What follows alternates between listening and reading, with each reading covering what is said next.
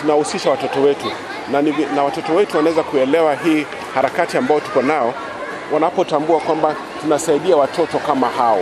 So inakuwa ni virahisi sana kwa wao kuweza kuelewa ya kwamba katika jamii kuna watu tofauti. Kuna wale watoto ambao wametunikiwa kwa njia tofauti, kuna ambao wana wazazi, kuna wale ambao wako hospitali wanahitaji usaidizi. So inakuwa ni rahisi sisi kuweza kuuza sera yetu kwao kwa sababu hao ndio watoto wetu.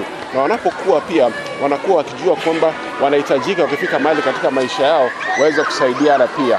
CSR hii ambayo imefanya tukakuja pamoja hapa Diani ni mara yetu ya pili. Tulifanya mwaka jana na tumerudia mwaka huu, na sababu ni haswa ni kujaribu kusaidia wenye wana shida tofauti tofauti, na hasa watoto.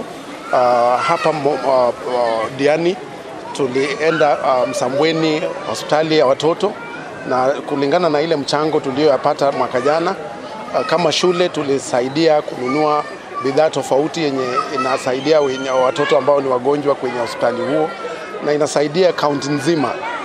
Na hii ni desturi yetu kama shule ya Rufini. Nimejumuika leo na wenzangu na wazazi na wanafunzi tukisherehekea CSR 2025 ambayo theme yetu ya mwaka huu ni Sports for a Cause. Mwaka jana pia tulikuwa na shughuli kama hii pia, tukaweza kupeana bidhaa kwenye wodi ya watoto ya Msambweni. So inshallah mwaka huu itakuwa kubwa zaidi, ni bora zaidi, na mwaka ujao pia unaokuja.